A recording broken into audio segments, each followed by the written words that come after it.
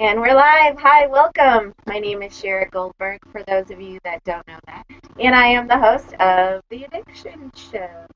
Today's topic is very near and dear to my heart. It's something I think everyone in the helping professions should be not only aware of, but really proficient at. So I picked up, when it first came out, I believe in 2013, the third edition of Motivational Interviewing. Its originators are Bill Miller, he's based out of New Mexico, and Stephen Rolnick, I believe he's in the Netherlands. Um, they have, over the past about 4 decades, refined and done a lot of research on this. So it's an evidence-based intervention, and it's really been beneficial in a variety of areas, which our wonderful guests will share with us what those are. I have with me someone who was personally recommended by Bill Miller, and now I know her, so I feel very special. Her name is Dee Dee Stout. You can find her at Dee-Dee Stout Consulting.com. So for those of you that are interested in learning about motivational interviewing, she's actually a trainer. She's a highly esteemed and acclaimed motivational interviewing trainer. She's in the International Motivational Interviewing network of trainers known as MINT. And it's such an honor and a true pleasure to have her on the show. So, Dee Dee, thank you so much for being here. Welcome. Oh, thanks very much, Shira, and that was a lovely introduction. Thank you. Now I'm truly nervous. I'm going to live up to all that. You know what? I practiced that introduction so I wouldn't screw it up. So don't be nervous. Well, like I said, I didn't practice anything, so I'll do this up a lot. You know, in trainings, the one thing that I've learned we figure I've done something like over 700 trainings at this point, over 15 years, and it's like a wedding. You know, when you prepare for a wedding, you need to prepare that something's going to go wrong. And if you just go in with that mindset and know something's going to go wrong, then you can breathe and be fine. You know, it's when you expect perfection that you have trouble. Yeah, absolutely. Thing, right? It's the same thing working with clients. Mm-hmm. That if you can relax and just roll with whatever goes on, then you can actually model that idea of motivational interviewing, a little of that rolling with resistance, as we used to talk about. Well, And if you've seen any of my shows, I roll all the time. I'm rocking and I'm rolling. You're a big rock, rolling all over the place. Yep. That's great. So you're right. I mean, MI is very much at my heart too, and really allowed me, when I got trained in 2000 with Bill and his peers at the University of New Mexico, to come back into this work. At that point, I had left the field. At least I had left working clinically in the field. I was completely burned out. I was under the care of a psychiatrist who took me out of work, literally. I'd never experienced such a thing. And he told me his concern was that the work that I was doing was now killing me. And we talked about this, and I'll never forget thinking, and I think saying out loud to him, isn't it ironic that the very thing that gave me my new life is now killing me? You know, what am I supposed to do with that? You know, so talk about cognitive dissonance, you know. And he said, I don't know, but you can't keep doing this. And the point was, it was the way in which I was working. It wasn't the work per se, but this was a long time ago. This was, you know, in the 90s, obviously, if I got trained in 2000. And I had already been working in the field for a decade or so, maybe a little bit longer. And we did a lot of fighting with people. You know, we did a lot of that. You've got to break through denial. Right. You know, instead of appreciating denial as a coping mechanism and as something that we're actually encouraging people to have. Because if you look at the other side, it could be called boundaries, right? I'm telling you what I'm comfortable talking about and what I'm not comfortable talking about, at least right now, that kind of thing. So when I left the training, I remember telling Bill, thank you for giving me my professional life back. You know, this is the way. I can go back and I can work with people. I'm not going to argue with them anymore. I'm not going to fight with people. And I shouldn't be. It's their life. You know, they can do, and they do, as we all know, anything that they want to. And it's not my job to fix people. It's not my job to talk them into something. So one of my favorite expressions about motivational interview, and my favorite definition, if you will, is MI is love with a goal. It's that simple in some ways. Love with a goal. Mm-hmm. So you have to love people first and truly love them. Doesn't mean you have to agree with their behavior. Doesn't mean you have to, like what they're doing. It does mean that you need to find a way to appreciate it, though, to see it as a coping mechanism that's gone awry, to see it as a way to medicate the pain that they're in, to see it as a way of maybe fitting in with a group of people that they don't feel confident, that they have a lot of anxiety about, that they can't fit into, whatever their reasons for using are, and understand that as well as you can. And then understand their circumstances, their values, how they might want to make a change, why they would want to do it, how they could do it if they were going to be successful, those kinds of things. Yeah, I'm really glad you're starting to talk about motivational interviewing in this context, because I do talk to a lot of people that are interested in being in the helping professions, and they use a lot of labels like or they will say about themselves, well, I'm in recovery, but my husband is a normie, and I really find that to be kind of just against the grain of what recovery means to me. And you have a lot of experience. You are an advanced licensed addiction and other drug counselor, so I'm sure you've come across this. But I was taught when you know better, you do better. So at the time when most people are at their in the midst of their addiction, they are using whatever coping mechanisms that they know. So to me, that is the most normal, if you want to, use that word, right. That is the most normal thing to do. If it's denial, if, whatever it is, if it's cognitive dissonance, it's you use what you know. And right. then it works. Yeah. So at least that's why exactly. Yeah. So that's why I don't understand why people, feel like they have to identify in a negative context. Yeah, that's a really good point, and it comes up all the time in our field, because if you look at this, it's supposed to be a medical condition. That's what we keep getting told, and many of us look at it that way. And we'll use the word addiction just for lack of a better word, right? And if it's a medical condition, why is it the only medical condition that we don't treat medically? Right. I mean, it's crazy, if you will. So, we have all of these negative connotations around it. Well, we don't do that when people get cancer or when people have diabetes or some other sort of condition for which behavior almost always plays some role in it. My father didn't get in trouble when he had his triple bypass a few years ago. Nobody shook his finger at him and said, well, until you stop eating butter and steaks, we're not going to do that surgery. So come back when you're really serious. Yeah. We want you to go to support groups forever. Right. That is not how he was treated at all. He was treated with medication. He was given lots of options. He was treated like an intelligent person. He was, again, given those options. His wife was brought in to discuss what some dietary changes might look like, but ultimately she wasn't going to become his keeper either. God bless her. I thought that was very healthy of her. And it's really interesting how we don't do that. So with addiction often comes all of these labels that are negative and misunderstood.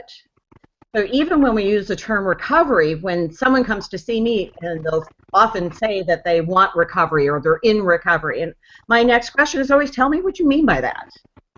You know, give me a little background, because that can mean so many different things. Yeah. There's no universal definition to recovery. So it's such a prime example of how it's an individualized experience. Right, and that comes back to MI, because that's what we're always doing. That's what makes MI so difficult to train, and what I love about it so much, and many of us do at the same time. So people like to say, well, can you train me? I want my staff trained in MI to work with people with schizophrenia. Okay, you know, it's not going to be much different than I'm going to train people to use MI to work with people with diabetes, or with heart conditions, or with addictions, or, you know, lots of other ways. There might be a greater focus in some ways than others, but MI itself is MI. And what sometimes that will mean, what people really want, is, for instance, I had a group ask me to train their staff, this was many years ago, come and train my staff in MI, working with people with schizophrenia, because we want them to keep taking their medications. And I had to say, you know, I can't do that. I can't train your staff to coerce better, you know, getting your patients to take medicine. Right now, what I can do is train your staff so that they can have conversations with people, and those conversations might you know, be more motivating to help people to stay on their medications. Sure, absolutely, but there's no guarantee here. Ultimately, that needs to be a patient's decision. I realize it makes it easier on the unit if everybody is sort of compliant. But, you know, do we really want just a group of compliant people, or do we want individuals? I think we want individuals. At least I think so. Yeah, I think so too. That's what I prefer. Yeah. So motivational interviewing is really for those that are interested in even maybe doing training with you. It's about helping people to facilitate change. We're working with people. There's no coercion. We're not the boss. We're not the expert in this relationship. We are kind of opening the doors by maybe presenting options in a different way, or options that you might not have thought about before, seeing what stages they're in. And so it's just really, it's about a conversation and how you're talking with someone. Very good. You've done your homework, Shira. Yay, I told you I love motivational interviewing.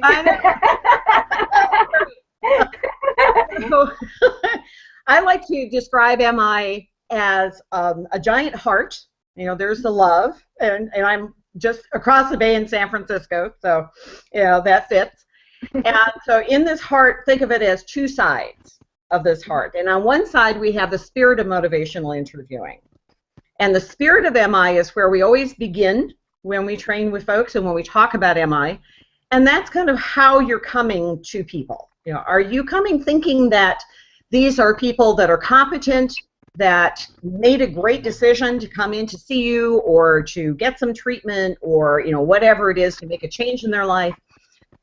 Is it somebody who is that you believe in their right to autonomy? Are you going to be able to support that idea, even if it's a mistake? You know, and I put that in quotes because I don't really know if your action is going to be a mistake for you or not. I might know what it would be for me, but I can't know for you. And it's also about working together. So are you willing to be collaborative and not be the expert in this person's life? You can be an expert in other things, but not in that person's life or their change. And then, am I able to have a kind of conversation where I'm drawing out of you your ideas, how you want to make a change, what change you might be interested in making, and how you're going to do that to be successful. Lastly, Bill, this last, well, it's been 2 years now, 2015, in MI3 added compassion to that mix. So we have 4 ingredients for spirit now. And compassion meaning that, in fact, I looked it up. So there you go. And it was about a deep sorrow and sympathy with strong desire to alleviate suffering. And that's very close to the Buddhist definition that I tend to use, which is kind of rubbing up against suffering, being willing to rub up against suffering. And that's actually different than compassion, which has more of that experiencing of somebody else's thoughts or feelings, so really two different things. And compassion is really at its core. And so if you can bring that, and you have that as your base, you can put anything with MI Spirit. You can do cognitive behavioral therapy of some kind. Perhaps you're a psychodynamic person, and you can do that. Perhaps you're a medical doctor, and you're working in healthcare. You can do that. Perhaps you're doing something, I don't know, I've had life coaches, I've had ministers, I've spoken to the National Organizers Association. And we've all had these really wonderful places where we've spoken, many of us in Mint and all over the world, to see where MI can be used in some unusual places. On the other side, we've got Spirit, are what I call the skills and strategies of MI. And that's where your intuition, where your expertise, where your education is going to come into play. We have some things that are specific to MI, but then you're going to need to decide when and how you would use those tools and strategies, those skills and strategies of that side. And you put those together and you have MI. So one of the things we like to talk about is this idea, can you use the skills and strategies and not have Spirit? And we like to say, yes, you can, but then you're still not doing MI. Right? You have to have the Spirit. You really have to believe in people's abilities. And that's what was missing in my world before I found MI. I was kind of trained in that, how do you know an addict is lying? Their lips are moving. Right. That was the joke we used to make. I mean, what a horrible thing to say about another human. Especially a whole group of people. Right, right. And we would decide who was an addict and who wasn't. Right? So you also didn't get to do that. We decided. And if you were in treatment, therefore you were. Right? And we know today that's not necessarily true either. But those, that was the 80s. So we did the best we could with the knowledge we had then. And now we know better. Yeah, and so we know better, so we do better. And that is really why motivational interviewing, it kind of reminds me in a way of smart recovery, because their slogan is, as science evolves, so do we, or something like that. And I really connect with that. So what I learned today is a continuation on a spectrum of growth and education and experience, and so that just makes more sense to me. So that's why there's been some restructuring in the third edition of Motivational Interviewing book, because as research and science evolve, then we use the practices that have been proven through research and they're evidence-based, that they make sense. Right. And that's sort of always the thing. Steve Rolnick, the other author, likes to say, we don't know why this works. Maybe it's not even what we think it is. We could be full of shit. He's great. And he says, we don't know exactly why it's working. We're getting closer to knowing more, absolutely, to know more about change. And that's really what we look at. How people change, when they change, how they talk when they change, those kinds of things. And when they don't, the other side of that as well. So we're all about change. It's just that we're not defining the change for somebody. Exactly. As I said, it's like being in the Boy Scouts, of the idea of getting out of the woods, that it's, in scouting, my son was a scout too. An eagle, I should say. And the idea in scouting is not that somebody else helps you to find your way out of the woods, or that they help you get out of the woods. They're helping you find your own way. Exactly. Right? Because they want you to have the skills. So the next time you go into the woods, you're probably better able to do it all on your own. And that's kind of the idea with MI. So I'm here to having this conversation with you about a change you want to make. And I'm going to hopefully draw out from you some ideas, what you've tried, what's worked, what hasn't worked, and reflect those things back to you in different ways. Ask for your permission if I could throw in a couple of ideas that I might have while you're talking, see what you think of them. You can dismiss them, it's fine. One of them you might like, and then go out and try it. And say, come back and let me know. How does that work for you? How is it feeling? Was that doable, or was it a complete disaster? Okay, well, we're going to write that one off. That didn't work. And look at the reasons it didn't work if you can. And if not, pick yourself up, brush yourself off, and go, okay, let's try again. Now what do you want to do? Instead of getting caught in all of what Alan Marlatt used to call the abstinence violation effect. That idea if I have one chocolate out of the box, I might as well eat the whole thing. Right? I call it the short version of the Serenity Prayer. So fuck it, right? So I might as well eat the whole thing, right? Instead of saying, oh gosh, I really wish I hadn't had that chocolate. Okay, I can put it away now. Let me put it in the freezer, and that way I won't eat it. Or let me throw it out. I'll take it out to the trash right now, or give it to my neighbor or something. Right? And that's part of our thinking, that schema that we seem to have, that we in MI would like to shift a little bit and just suggest that perhaps we don't need to hold on to those kinds of ideas, that they're not useful. So it is a little bit of CBT in there, that cognitive behavioral approach that smart recovery comes from. Right. Bill is a behaviorist at heart. That's where he came from. Yeah. I am too. Yeah, you can see.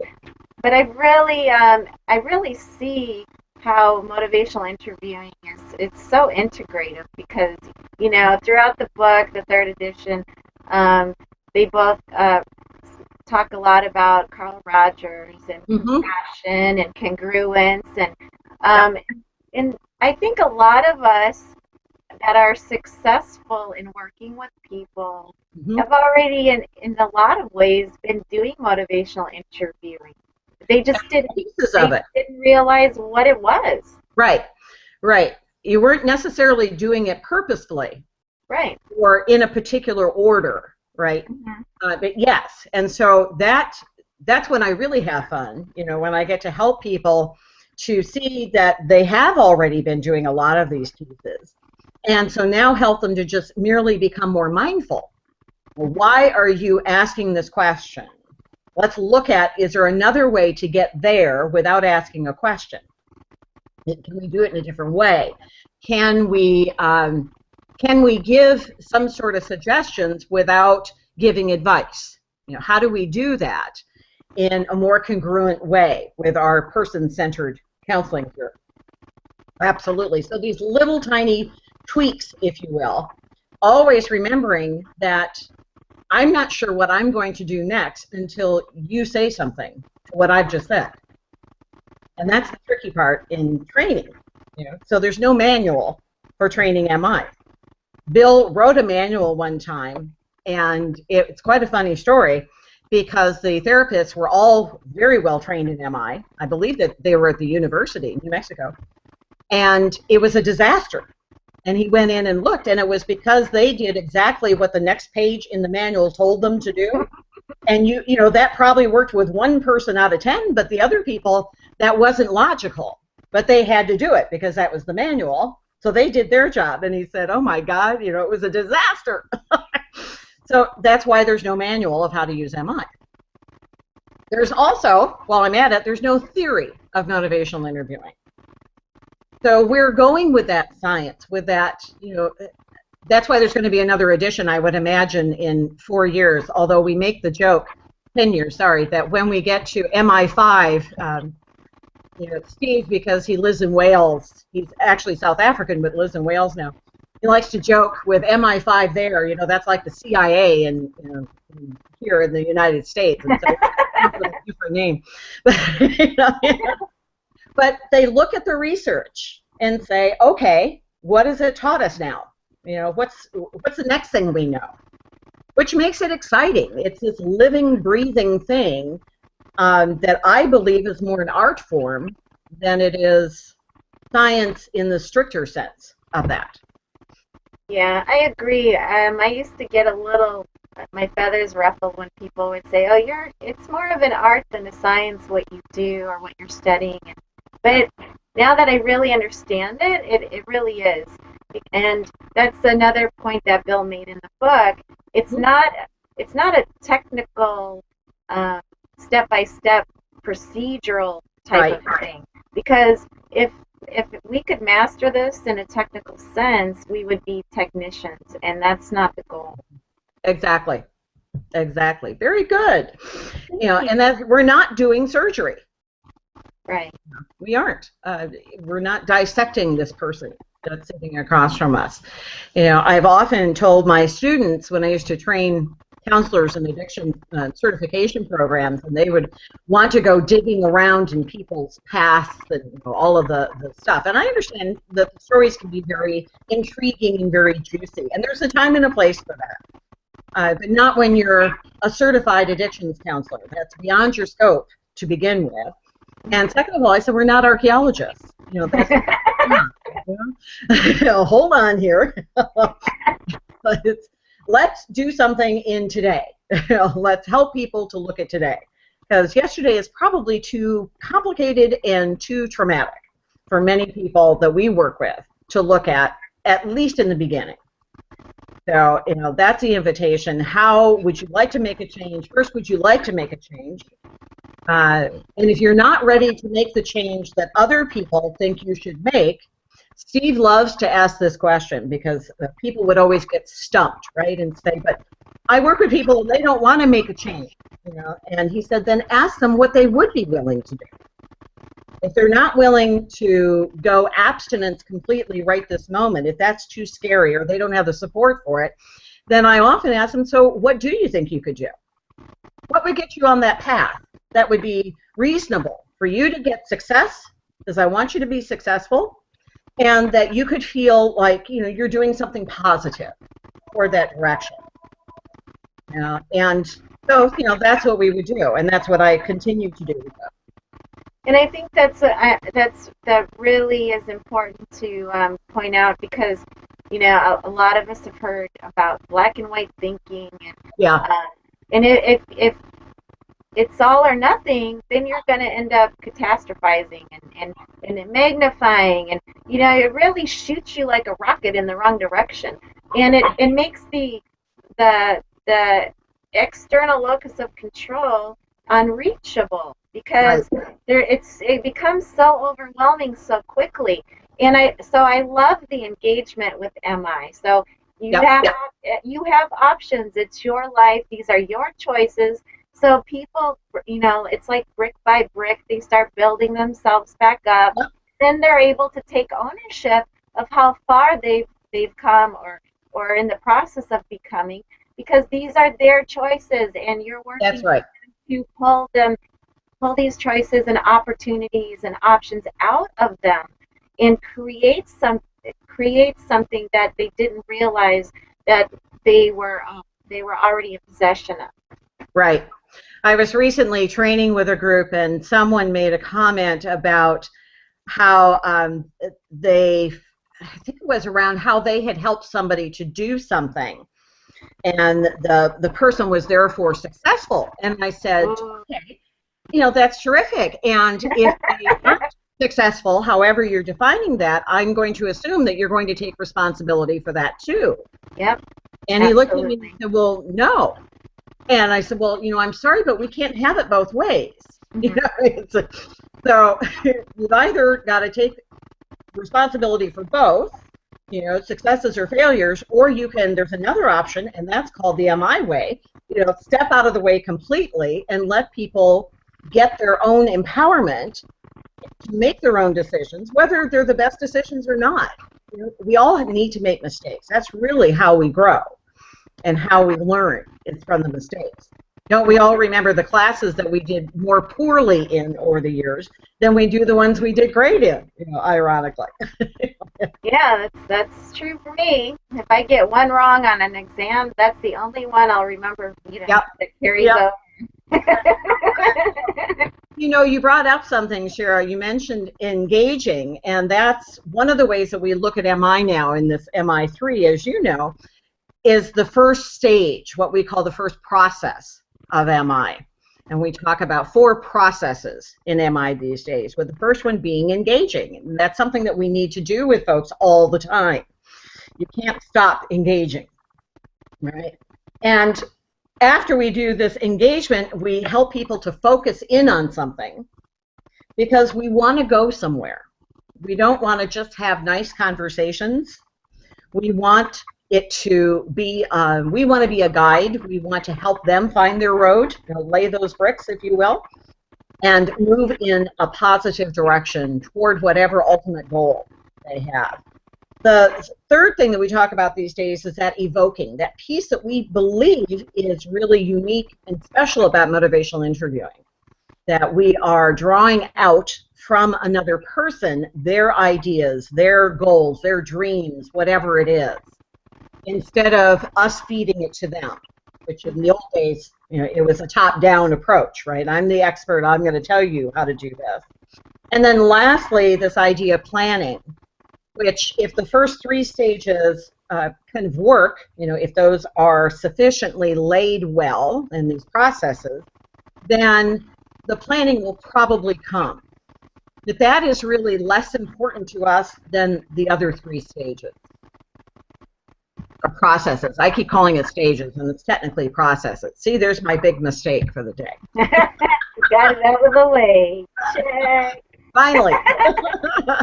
Absolutely. Absolutely. Yeah, well, there's no other theory or application or intervention that is aligned with the spirit of doing something. And I think that's what really, like, when I first learned about it, I was like, wow, that instantly, like, conjured up images of what I really thought is, in my naivete when I wanted to be a therapist, is I want to help people, and I have compassion, and I understand, and I want to work with people, and let's learn together type of approach. So I think that's why MI really resonated with me, because it was in alignment with how I did things already. So right. it was learning on top of what already existed within me. Right. And my personality is compassionate, and I want to work with people. I talk with people, not at people. So it was really, it was really easy for me to get it, you know, in my limited capacity. But I think that's why it really is so relatable to so many different situations, because most of us who are interested in helping someone want to be effective in doing so. Right, right. Or we're not going to be in business for very long. That's going to be a little rough. Yeah. But, you know, I don't want people to think that they have to come to MI in that way, because I did not. You know, that was not my training. I'd like to think it was in me, you know, down there somewhere. It's certainly not my training. And so, you know, it took me a number of years before I felt like I had, you know, a little bit of competency when it came to using MI and kind of being in this other way with folks. And then I found that, you know, it's just so delicious because it's so freeing for us. I don't have to have the answers. It takes so much pressure off. Exactly. My job is to be a pathological listener. You know? I used to be a pathological liar, so, you know, the other side of that. Okay, I can do that. Right? And I love that idea. You know, that I can do. And actually, that's harder than it sounds, as I know you know and many other people will appreciate. Yeah, someone just told me stop talking so much, so I think I'm still on the learning curve with the active listening. Well, we can all be there. Trust me. Yeah, absolutely. So tell us a little more about your consulting and in what capacity. And I know you work with different agencies that are interested in learning more about motivational interviewing. So And you also do training workshops. Mm-hmm. I do training workshops in a variety of different ways and settings, whether it's ones that are open to the public. I try to have those annually. Didn't work out last year on just my schedule, but this year there'll be one for people that already have some basic knowledge of motivational interviewing and want to know how to apply it in group setting. So that'll be in July, and that should be up on the website in the next, give me a month. We're doing some renovation to the site. So there's some information up there that's incorrect right now, and so I'll apologize for that. But shoot me an email, Dee-Dee Stout Consulting @gmail. It's really simple. The other things that I do, I'm also on faculty at Cal State University Monterey Bay, where I teach a course in a really interesting department. It's a combination department of health and human services and public policy. So it looks at how public policy shapes what we do with people around drugs and drug use, and society's ideas around what we should be doing, and then how it influences back again to public policy. So that's a fascinating class for undergrads down there, and I really have a good time. MI has made me a much better instructor as well, a professor, because I'm able to let people make mistakes. I'm able to listen to other ideas better, all sorts of things, I think, as a result of that. And what else do I do? And I do some coaching, motivational interviewing as well. So when people have trainings with me, I always give them some free coaching for at least a couple of folks.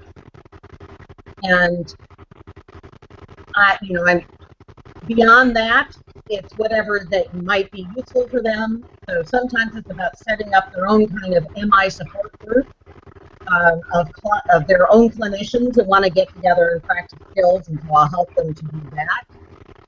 I do coding. I have a couple of places that I'm working with right now, listening to their tapes. I need to do that this weekend and listen to some tapes. So there's a few different things that I've got my fingers in. And then, of course, I have a private practice.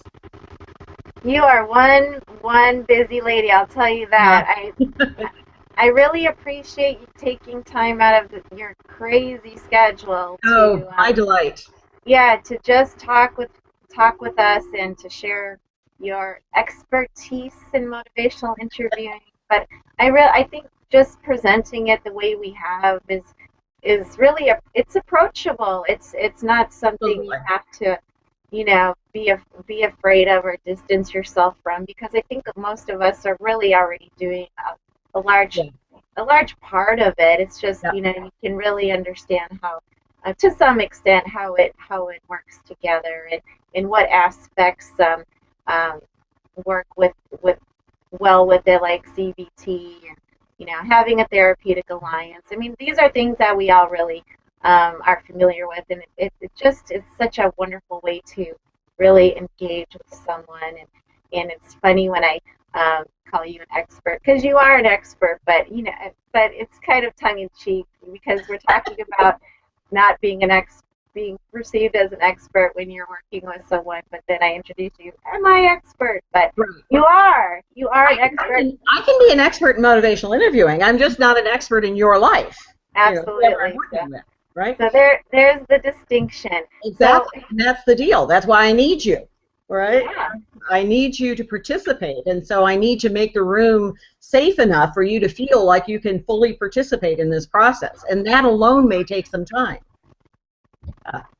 But yeah, and this is the one last point I wanted to touch on with MI, because I am such a big fan, is these are skills just by the way you interact with someone, if they're a client or however you are working with someone, they start to realize, even at an unconscious level, of the pattern of how they have options and how they can empower themselves. So when they're going through something, a mild or moderate crisis, they don't have to panic and freak out and try to call someone and they're at a complete loss. I don't know what to do because I can't reach this person.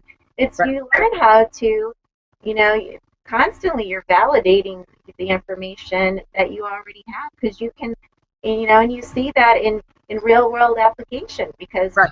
you can make your own decisions. So it's a really Right. good training ground for just really appreciating and valuing what you already have and how you can offer yourself things that you just needed to, have someone talk with you and point that out. Right. Absolutely. Yeah. If you want somebody to tell you how to run your life, MI is not, don't look for an MI practitioner. We're not going to do it. Yeah, that's what I should write down, like top 10 questions I get, and one of them is, what do I do? Yeah, and we say back to people, what do you think? What Yeah. What do you information? think you should do? What do you think would be useful right now? Yeah, we can, and it doesn't mean again that we don't ever have any advice because we can, but I do want to make sure that it's the last thing that I give you, not the first thing, and that I do it with permission, with respect to you. Because so often I think I know I tried to be the best clinician in the world and never felt I was good enough, so constantly reading and going to other workshops and always trying to find the right thing for a person. Mm-hmm. Well, I know, that sounds like me.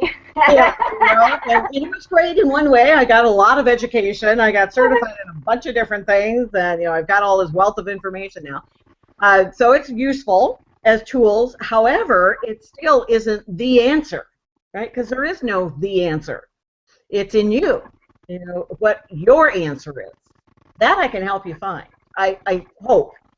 That's our goal, at least, is to help you find your answer or answers for life that will be a life that you want, in your way of looking at culture and of things that are important and your values and the goals you want in life, and fits in with you. So it's going to be a very unique plan, likely. And that's what I love about it. So every day that I work with somebody, I get to hear their stories. And isn't that why we became helpers? To hear stories. Yeah, that's why I like to joke around. I say, well, that's why we're referred to as helpers, not I'm telling you what to doers. Yeah. Oh, yeah. I like to say that we're not plumbers. Yeah, we don't fix things. Yeah. And people aren't pipes and they're not broken. So, they're fine. I love that. I want to sign off with that. Yeah. People are not broken, and it's true. We all need some one to talk things about and through, and it's really all up to us, and we all have the power. So it's kind of like I guess Empire Strikes Back. That's right. The force is in you. Yeah, the force is in you. So Dee-Dee Stout, you can find her Dee-Dee Stout Consulting.com. You can see it right under Consulting. the banner. It's all there. And you can also reach her easy Gmail, which I love, Dee-Dee Stout Consulting at gmail.com.